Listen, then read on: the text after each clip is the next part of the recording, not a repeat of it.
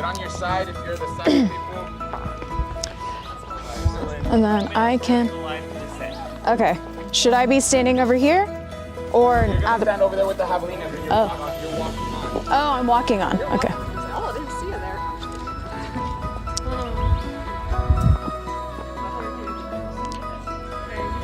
You're walking in a line or together? Alright. Walking together. Stop. Get to the middle.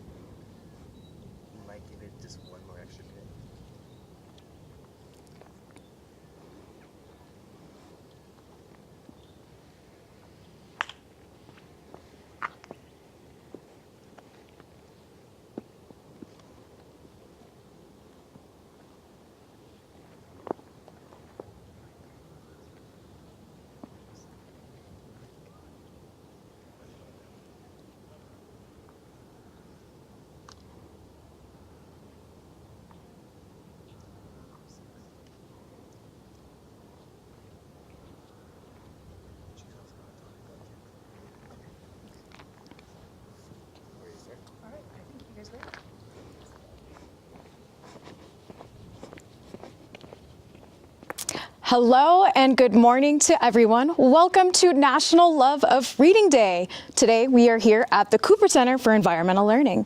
My name is Nasiha. I am actually one of the teachers here at the Cooper Center. Some of you guys may have been out here before, or some of you may have not.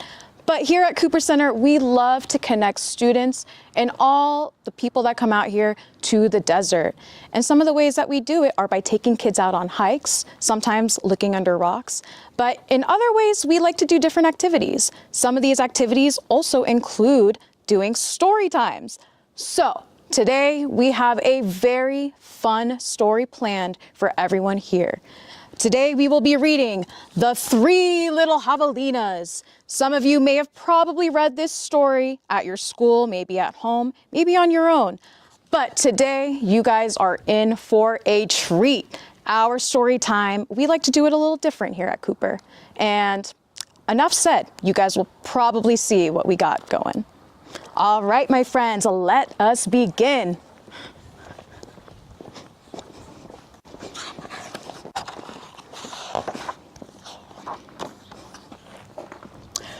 Once upon a time, way out in the desert, there were three little javelinas. Javelinas are wild, hairy, southwestern cousins of pigs. Their heads were hairy, their backs were hairy, and their bony little legs all the way down to their hard little hooves were very, very hairy. But their snouts were soft and pink. One day, the three little javelinas trotted away to seek their fortunes.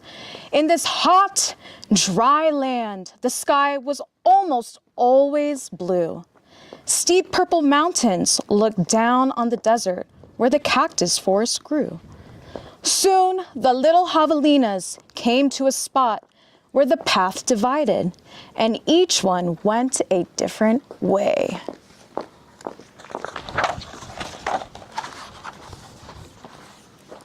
The first little javelina wandered lazily along. As he wandered, he didn't see a dust storm whirling across the desert until it caught him. Oh no! The whirlwind blew away and left the first little javelina sitting in a heap of tumbleweeds. Brushing himself off, he said, I'll build a house with them. And in no time at all, he started to build his house with the tumbleweeds.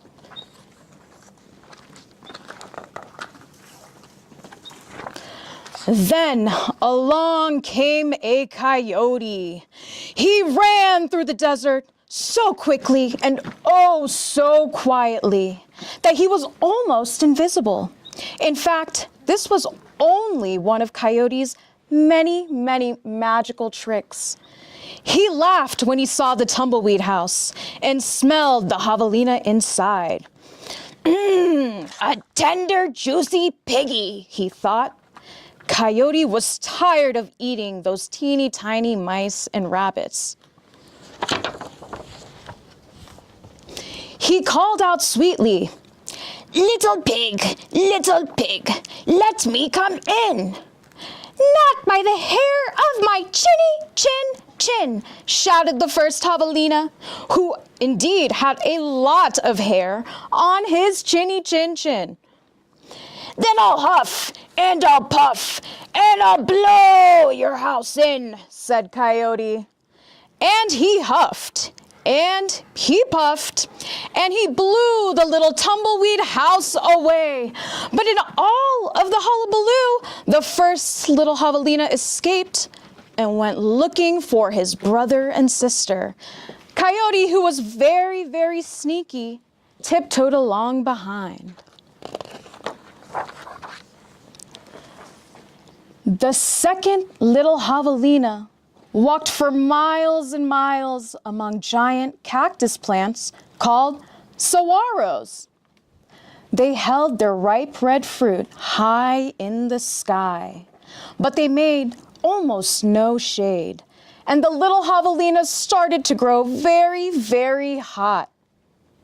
Then he came upon an indigenous man who was gathering sticks from inside a dried up cactus. He had planned to use these very long sticks called saguaro ribs to knock down the sweet cactus fruit. The second little javelina said, "Please, may I have some sticks to build a house?" "How?" he said, which means yes in the language of the desert people.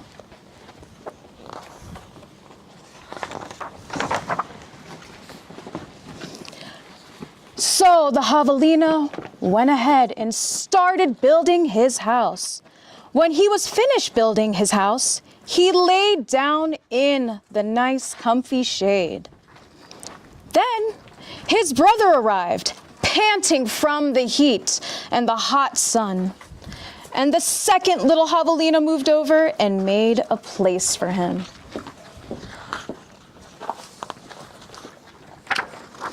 Pretty soon, as you know, Coyote found the saguaro rib house.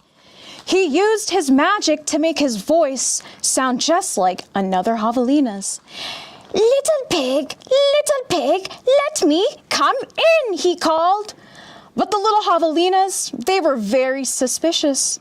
The second one cried, "No, not by the hair of my chin. Bah, thought Coyote, I am not going to eat your hair. Then Coyote smiled, showing all his sharp teeth. I'll huff and I'll puff and I'll blow your house in. So he huffed and he puffed, and all the saguaro ribs came tumbling down. Oh no! But the two little javelinas, they escaped into the desert. Still, not discouraged, Coyote followed along. Sometimes his magic did fail, but then he was able to usually come up with a fancy new trick.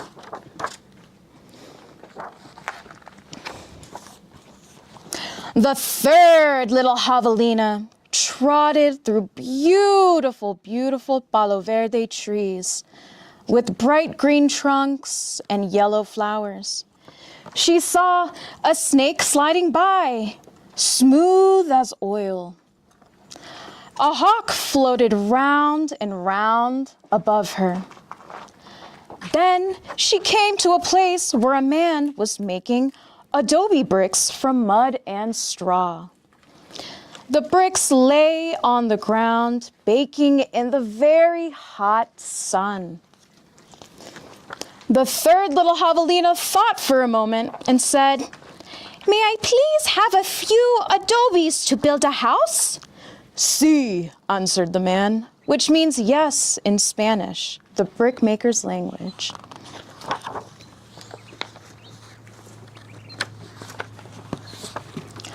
So the third little javelina built herself a solid little adobe house, very cool in the summer and warm and cozy in the winter. When her brothers found her, she welcomed them in. And she invited them into her house and locked the door behind all of them. And as you already know, Coyote followed their trail.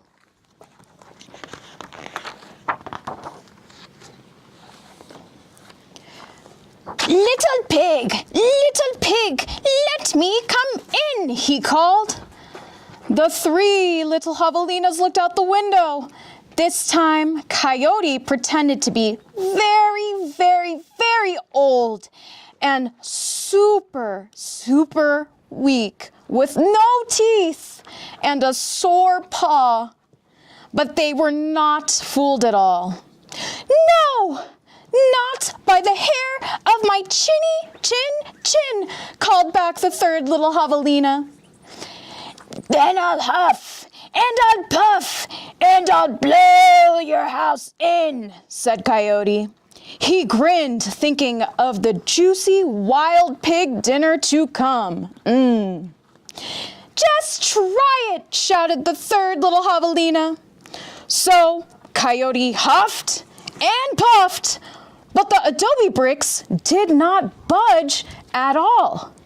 Again, Coyote tried.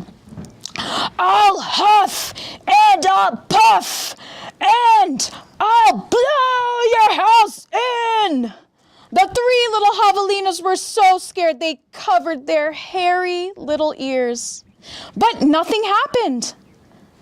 The javelinas, they peeked out the window. And what did they see? The tip of Coyote's raggedy tail whisked right past their noses. He was climbing upon the tin roof. Oh no. Next, Coyote used his magic to make himself very, very skinny. Oh no, the stovepipe, gasped the third little javelina. Quickly, she lit a fire inside her wood stove. She was very clever. What a feast it will be, Coyote said to himself. He squeezed himself into the stovepipe. I think I'll eat them with red hot chili sauce. Whoosh, sizzle.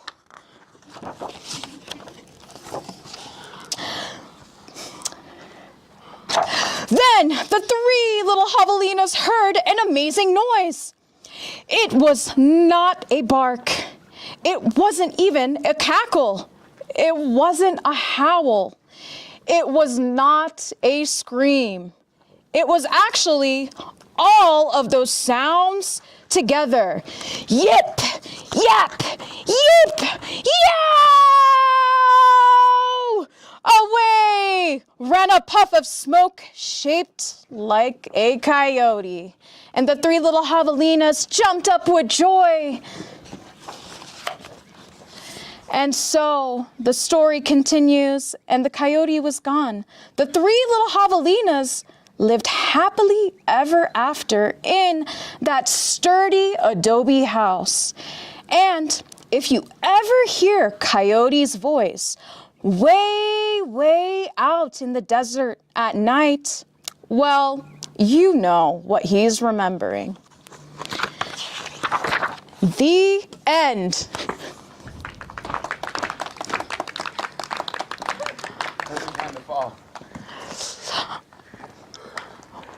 Woo! All right, thank you so much, my friends, for joining us for our story time with the three little javelinas. Let's give a round of applause to our three little javelinas. Woo. And a big round of applause to our coyote. Woo. And again, my friends, thank you so much for joining us for the Love of Reading Day. To my teachers that are watching, if you have not had a chance to come out to the Cooper Center, we would love to see you, especially new faces, new students, new teachers. If you are interested, we will be opening up our registration in July, so keep your eyes and ears peeled out for any emails that we'll send along your way. So, thank you again, my friends. I hope you enjoyed our story time, and I hope that we get to see you all again.